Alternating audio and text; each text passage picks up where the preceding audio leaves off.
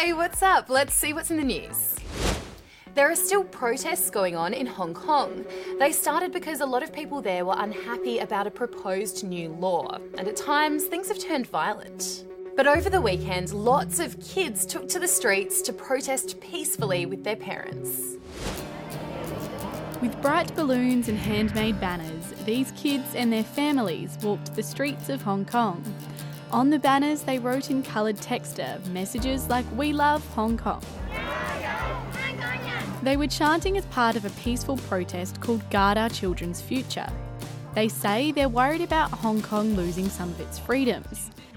See, while Hong Kong is part of China, it has its own government and laws. This whole thing started because the government tried to introduce a new law, which would mean people accused of certain crimes could be sent to China to face justice. The protest was part of loads more that have taken place in the last 10 weeks, including this sit-in at the Hong Kong International Airport, which attracted thousands of people on the weekend. But some of them have turned violent. The Australian government's recommended people be extremely careful if travelling there, because the protests don't look like they're ending anytime soon. A shock Aussie win and snowy conditions at the AFL. Let's check it all out in sport. Australia's got off to a flying start in the Bledisloe Cup, beating the All Blacks 47-26 on Saturday.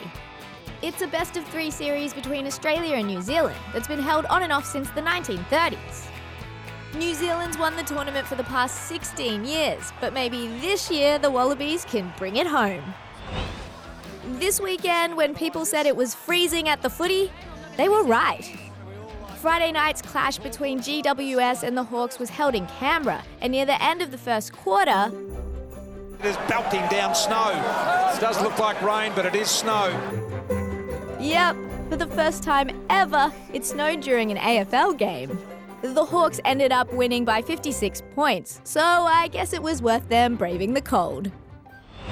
The new English Premier League season has kicked off, and well, everything seems pretty much the same as last season. Man City are on top, so are Liverpool. Oh, and Man United gave Chelsea a real thrashing, beating the Blues 4-0 overnight. Ouch. It's award season, and you know what that means? Awards. Except it's not really, because award season is between November and February and focuses on film. But this version is even better. Today we're celebrating Aussie kids, top musicians and, a few Hollywood actors. It's... and the award goes to... these kids. This is the Young Archies, the junior version of Australia's most famous portrait prize, the Archibald, and it asks kids to draw or paint someone who's important to them.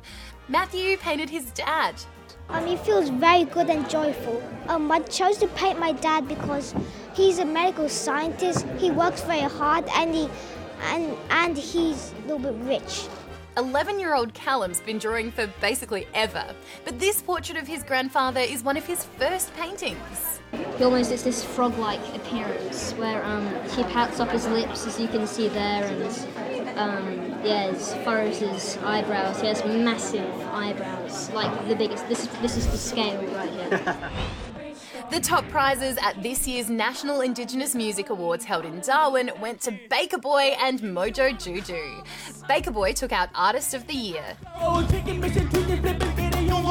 while Mojo Juju won Album of the Year and Song of the Year for Native Tongue.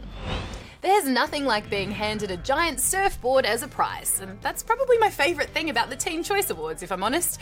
Billie Eilish won Breakout Artist, BTS won a bunch of awards including for International Artist, Aladdin picked up 4, and Taylor Swift was handed the event's first ever Icon Award. Thank you for this amazing honour. I love you guys so much. Yay for Tay-Tay.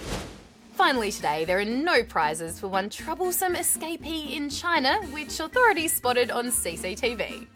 Surprise! It's an ostrich! A very fast ostrich. Aren't they all?